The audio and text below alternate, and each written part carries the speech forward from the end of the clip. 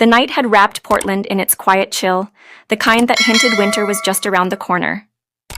The streets of the Pearl District shimmered under amber streetlights, alive with laughter, jazz spilling from bars, and the rhythm of passing cars. Yet for Nathan Cole, the noise only deepened his loneliness. At 44, Nathan was the kind of man people called successful, a venture capitalist with an impeccable record, known for resurrecting failing companies. To outsiders, his life was a checklist of achievements. But behind the tailored suits and decisive meetings lay a silence that no amount of money could fill. That night, Nathan slipped into a small jazz bar tucked between two galleries. He didn't come to meet anyone. He came because the sound of a saxophone playing in a dimly lit corner gave him something his penthouse couldn't: warmth. He sat alone at the end of the counter, ordered a bourbon neat, and watched the world move around him. Couples leaned close, whispering over shared desserts. Groups laughed over cocktails. Everyone seemed connected, part of something. Nathan hadn't felt part of anything for years. Then he saw her. She sat 3 stools away, her back straight but her gaze distant, lost in thought. A half-finished glass of red wine sat untouched before her. She couldn't have been more than 22 or 23, young yet carrying an expression far older than her years. Her hair fell loosely around her shoulders, and she wore a soft gray sweater that made her seem almost fragile under the golden light. Nathan told himself he was merely curious. He had always been good at observing people. It came with his work. But as the minutes passed, he realized he hadn't looked away once. When she shifted slightly and glanced up, their eyes met. For a moment, the noise of the bar dimmed. Something in that brief exchange pulled at him. Not attraction exactly, but recognition. A quiet sadness mirrored in her gaze. He took a sip of his drink, debating. Then, before he could talk himself out of it, he stood. "Not the best idea to drink alone," he said, voice low but warm. Her lips curved slightly, almost teasing. "And yet, here you are?" He smiled. "Fair point. Maybe we both need to make better decisions." She studied him for a second, as if deciding whether to send him away. Then she tilted her head. "Do you always talk to strangers in bars?" "Only the ones who look like they're thinking too much," he replied. Her expression softened. "You noticed that?" "I'm good at noticing things," he said. "It's part of my job." She extended her hand lightly. "Maya Hart. Nathan Cole." She repeated it quietly, as if testing the sound. "Nathan Cole? Sounds like someone important." He laughed. "Only in business meetings. Otherwise, just a man trying to make sense of life." "Good luck with that," she murmured, and for the first time he saw her smile. It wasn't practiced. It was small, real, and unexpectedly beautiful. He gestured to the stool beside her. "May I?" "Sure." They started talking, cautiously at first, as strangers do. About the music, the city, the rain that never seemed to stop. Slowly, the conversation deepened. Nathan found himself telling her things he rarely shared. How he used to be a teacher before he stumbled into finance. How success didn't feel like victory anymore, just noise. Maya told him about finishing her degree in art history, about her dreams of opening a small gallery someday, about how she felt stuck in a job that didn't feel like hers. "Sometimes," she said softly, tracing the rim of her glass, "I think I'm just existing. Not really living." He nodded. "I know that feeling all too well." The hours blurred. She laughed easily now, teasing him about his obsession with jazz, challenging his opinions on books. He hadn't felt this light in years, not since before his divorce, before his company consumed every corner of his life. When Maya finally glanced at the clock and saw it was nearly midnight, her eyes widened. "Oh no, I've got an early morning." "Of course," he said, trying to mask the disappointment in his tone. They shared a quiet look, one heavy with something unspoken. As she slipped on her coat, she smiled. "Good night, Nathan." "Good night, Maya." He watched her walk out into the drizzle, the door closing softly behind her. He lingered there, the scent of her perfume faint in the air, wondering why he suddenly felt the absence of someone he barely knew. When he finally stepped outside, the city was quieter. The pavement glistened under the soft rain, and for once he didn't rush to his car. He simply stood there, hands in his pockets, staring into the night. He had come here for silence. Instead, he had found something that unsettled his carefully balanced life. A spark. The next morning, routine returned like muscle memory. Strong coffee, crisp suit, phone calls, contracts. His assistant rattled off schedules, but Nathan wasn't listening. His mind kept circling back to the girl with the faraway eyes and the quiet smile. He had always believed in logic, in equations, deals, numbers. But last night had been something entirely different. Later that morning, he met his father, Robert Cole, at their usual cafe on Hawthorne Street. Robert, now 69, still carried the commanding presence of a man who'd built an empire from nothing. "You're late," Robert said, folding his newspaper. "I'm right on time," Nathan replied, glancing at his watch. "Exactly." "Which means something's off," Robert said dryly. "You're usually 10 minutes early and already annoyed." Nathan gave a small smile. "Just a long night." "Ah." His father sipped his coffee. "A deal or a woman?" Nathan chuckled. "Can it be neither?" "Not when you look like that," Robert said, eyeing him. "You've got that look, the kind men get when they've remembered they're human." Nathan didn't answer. Robert leaned forward. "You've been running, son, ever since the divorce. You chase deals like they'll fill the silence, but they never do." The words hit closer than Nathan wanted to admit. He stared into his coffee, saying nothing. Robert softened. "Whatever it is, or whoever, don't ignore it. Life's not meant to be lived entirely in boardrooms." They talked business after that. Numbers, acquisitions, logistics. But Nathan's thoughts were elsewhere. The truth was, the only numbers echoing in his head were the ones he didn't have. Her number. That night he lay in bed unable to sleep. Rain pattered against the windows, the city lights flickering through half-drawn curtains. He closed his eyes and saw her again. The way she had smiled, the sound of her voice when she said his name. He didn't know why it mattered, but it did. Something about her had cracked through the armor he'd spent years building. And now, even in the stillness of his empty home, she lingered. He didn't know it yet, but that single encounter, that quiet night in a forgotten corner of Portland, was the start of everything that would come next. 3 days passed, and Nathan couldn't shake the thought of her. It was absurd, he told himself. He was a man who lived by schedules and numbers, not whims or daydreams. Yet every time he tried to focus on work, his mind wandered back to that dimly lit bar and the way Maya had smiled when she teased him. He even went back once, hoping, though he wouldn't admit it aloud, to see her again. The same jazz band played, the same bartender poured his drink, but the seat at the end of the bar remained empty. That night, the music sounded hollow. By Thursday, he buried himself in meetings to drown the silence. His company, Cole Ventures, was finalizing the acquisition of a manufacturing plant just outside of Portland. It was one of his biggest deals in months. His father, Robert, had called it a guaranteed win. But for once, victory didn't feel exciting. After the deal closed, his team insisted on celebrating. They booked a private dining room downtown. The kind of place where expensive wine flowed and laughter came easily. Cassandra Boyd was there, of course, the woman he'd been seeing on and off for the past year. She was 36, confident, beautiful, and perfectly put together.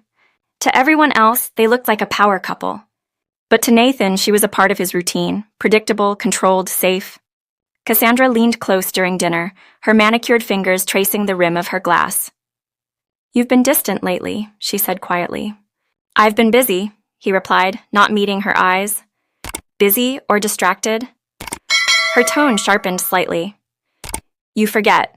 I know you. When something's bothering you, you retreat into yourself." He offered a small smile. "It's nothing, Cassandra. Just work." But she wasn't convinced. Cassandra Boyd didn't like mysteries. The night rolled on. Deals were toasted, laughter echoed, and Robert even told one of his rare jokes, making the room erupt in applause. But Nathan wasn't listening. His attention had drifted to the lower floor, the bar below the restaurant where live music played faintly through the floorboards. Something compelled him to step out, to get some air. He told Cassandra he needed a minute, ignored her protest, and slipped through the crowd toward the balcony. The city spread beneath him in shimmering lines of light. Downstairs, people moved like waves under the rhythm of a slow jazz song, and then he saw her.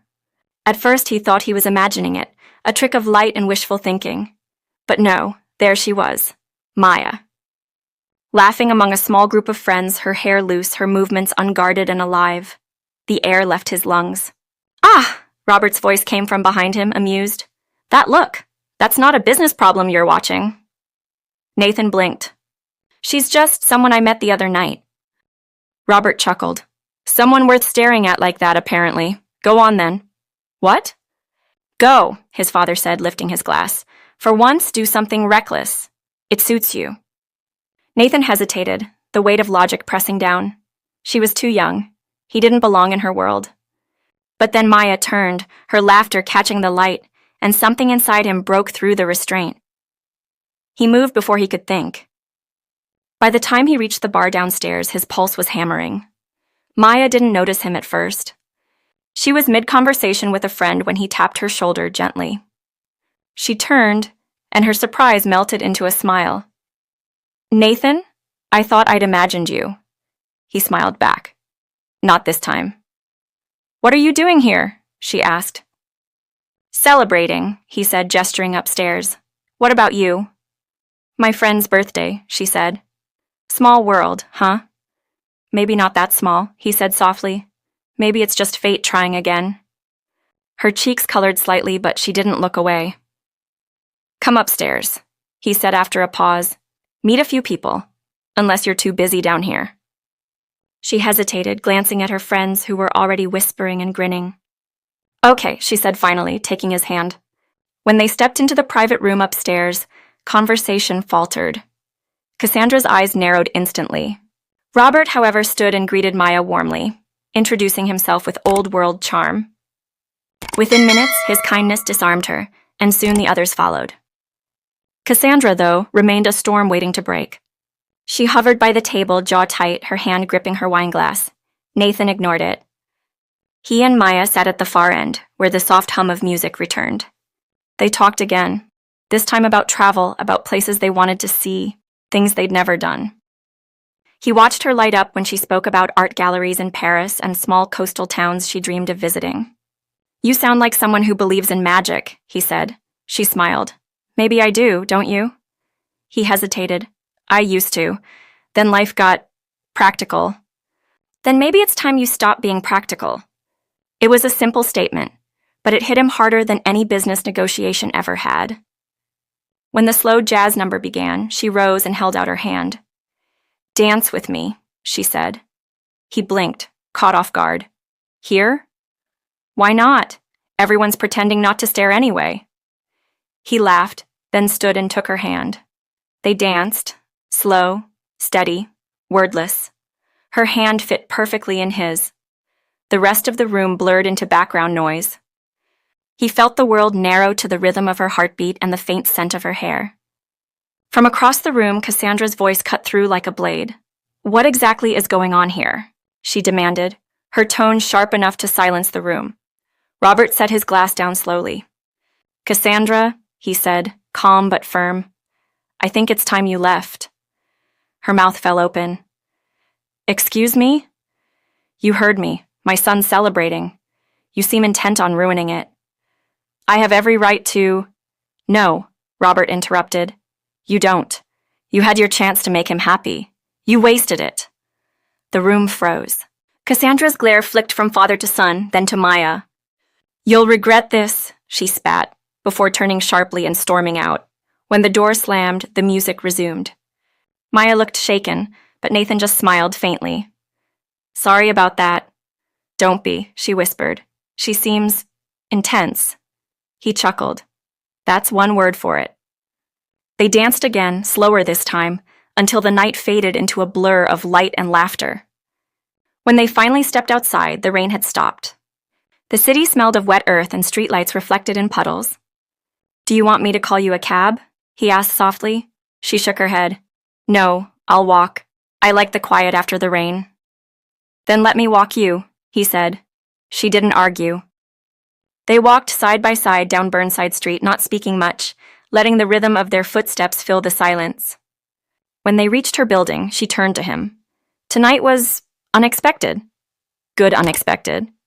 The best kind. He smiled, brushing a damp strand of hair from her face. Then I'm glad. She hesitated a moment, then leaned up and kissed him. Soft, brief, and impossibly real. "Good night, Nathan," she whispered. He watched her disappear through the door, his heart thundering in a way he hadn't felt in decades. When he finally returned home, his father's words echoed in his head. "Don't overthink it. You might not get another chance like this." Nathan didn't sleep that night. He stood by his window, staring at the glittering lights of the city, knowing, without reason or logic, that everything in his life had just changed. The next morning, the city was bathed in soft gold, but Nathan barely noticed. Sleep had eluded him completely. His thoughts lingered on Maya, the sound of her laughter, the warmth of her hand in his, the way her eyes seemed to see straight through his carefully constructed walls. He felt both exhilarated and terrified, emotions he hadn't experienced since his 20s. He spent the morning pacing between his kitchen and study, pretending to read emails he couldn't focus on. Work had always been his refuge, but that morning it felt hollow. Contracts and financial forecasts couldn't compete with the memory of her. Around noon, his father called. "So," Robert began, his tone carrying that hint of mischief Nathan had come to dread. "Did you take my advice and stop overthinking?" Nathan sighed. "Good morning to you too. I'll take that as a yes." "I don't even know what last night was," Nathan admitted. "She's young, Dad. Too young. I shouldn't have—" Robert cut him off. "Don't start that. I watched you with her, Nathan. I've seen you sit through dinners with CEOs, politicians, even women who wanted to marry you for the wrong reasons. I've never seen you look at anyone the way you looked at that girl." Nathan rubbed his forehead. "It's not that simple." "Of course it's not," Robert said. "Nothing worth having ever is." After they hung up, Nathan sat in silence for a long while, staring at his reflection in the glass window. The face staring back wasn't the confident investor or the man who had everything figured out. It was someone uncertain, vulnerable, alive. That evening, unable to fight the pull any longer, he found himself standing outside the same bar where they'd first met. The place was quieter this time, the jazz softer, the lighting warmer. He spotted her almost immediately. Maya was at a corner table, sketchbook open, pencil moving lightly over the page. She was drawing, lost in concentration, her lips pursed slightly as she shaded the corner of the paper. For a few moments, he just watched her. Then he took a breath and approached. "Do I need a reservation to join you this time?" he said gently. Her head lifted, surprise flashing across her face before it melted into a smile. "Nathan, you came back. Seems I can't stay away from this place. Or maybe," she teased, "you can't stay away from me." He laughed, sitting across from her. "Maybe both." They fell into easy conversation again, as if no time had passed. She told him about her art, her dreams, her struggles to balance work and passion. He told her about his travels, his childhood, the mistakes that taught him more than success ever had. When the bartender brought over their drinks, Maya leaned forward, resting her chin on her hand. "You know, I wasn't sure I'd see you again." "I wasn't sure either," he admitted, "but I wanted to." "Why?" she asked softly. He hesitated. "Because when I'm with you, I don't feel like I'm performing. I don't feel like the man everyone expects me to be." She studied him for a long moment, her expression unreadable. Then she said, "That's funny. Because when I'm with you, I feel like I can be more than what people expect of me." Their eyes met, a silent understanding passing between them. It wasn't infatuation or lust. It was something gentler, more dangerous, connection. They spent the rest of the night talking and laughing until the bar closed around them. When they finally stepped out into the cool Portland night, Maya shivered lightly. Nathan offered his jacket, and she took it with a grateful smile. "Can I see you again?" he asked, almost afraid of the answer. She hesitated, glancing at the empty street. "Are you sure you want that? You don't even really know me." "I know enough," he said. She smiled faintly. "Then yes." Over the following weeks, their lives intertwined quietly, like threads being pulled together by unseen hands. Nathan found reasons to visit her part of town, to bring her coffee before work, to walk her home when it rained. They talked about everything and nothing, about art, loneliness, family, and the quiet ache of starting over. Maya's apartment was small, cluttered with paintbrushes, canvases, and stacks of old books. Nathan loved it. The chaos, the color, the warmth. It felt alive in a way his sterile penthouse never had. One night, as she painted by the window, he said softly, "You're changing me." She turned, brow furrowed. "Is that good or bad?" He smiled. "I'm not sure yet, but it feels real." Their relationship grew in secret. Nathan didn't want to explain it to anyone, not his business partners, not the tabloids, and certainly not Cassandra, who had begun leaving him cold voicemails filled with venom disguised as concern. It was inevitable that she would find out. It happened at a charity gala 3 months later. Nathan was there out of obligation, enduring the endless small talk and champagne toasts. He hadn't expected Maya to show up, but fate once again had plans of its own. She was there with a friend, wearing a simple navy dress that made her look ethereal. The moment she entered the ballroom, the noise seemed to fade. People turned to look, and so did Cassandra. The older woman's expression curdled into disbelief, then fury. She crossed the room like a storm. "So it's true," she hissed, stopping in front of him. "You're parading her around now? Your little art project?" Nathan's jaw tightened. "That's enough, Cassandra." Maya looked startled but composed. "I think I should—" "No," Nathan said firmly. "You stay." Cassandra's laugh was sharp. "Of course. She's young, impressionable. You always did like things you could control." "That's rich," he replied coldly. "Coming from the one who spent a year trying to turn me into a trophy." Her eyes flashed. "You're throwing your reputation away for this girl." Nathan met her gaze, calm and steady. "For once, I don't care about my reputation." The silence that followed was deafening. Cassandra's fury twisted into something darker, humiliation. Without another word, she spun on her heel and vanished into the crowd. Maya exhaled shakily. "That was ugly," he finished for her. "I'm sorry." She shook her head. "No, you shouldn't have to apologize for caring." He reached for her hand. "Let's get out of here." They left the gala and ended up walking along the riverfront where the city lights shimmered on the water. Nathan stopped and turned to her. "Maya," he said quietly, "I don't know what this is supposed to be. All I know is that it matters." She smiled through her tears. "Then let's not overthink it." He kissed her then. A slow, certain kiss that sealed something unspoken between them. Weeks turned into months. Their relationship deepened into something steady, intimate, and real. Nathan found himself happier than he had been in years. But happiness, he learned, came with its own risks. One evening, while Maya was preparing dinner at his house, he received a call from his lawyer. Cassandra had filed a defamation suit, a petty, desperate move to hurt him publicly. She had also leaked rumors to the press, painting Maya as a manipulative opportunist. When the story hit the papers, the fallout was immediate. Maya's workplace grew cold toward her. Gossip spread. One of her friends stopped returning calls. Nathan tried to shield her, to reassure her, but she began to pull away. "This isn't your fault," he said one night, reaching for her hand. She withdrew. "It feels like it is. Everywhere I go, people whisper. They think I'm with you for money." "You know that's not true." "I know, but knowing doesn't change how it feels." The distance between them grew quietly but steadily. Nathan fought to save what they had, offered to take her away for a while, to leave Portland, start fresh somewhere else. But Maya smiled sadly. "You can't run from the world, Nathan. It'll follow you wherever you go." The last night they spent together was quiet. She cooked dinner, they talked about trivial things, the weather, her paintings, his father.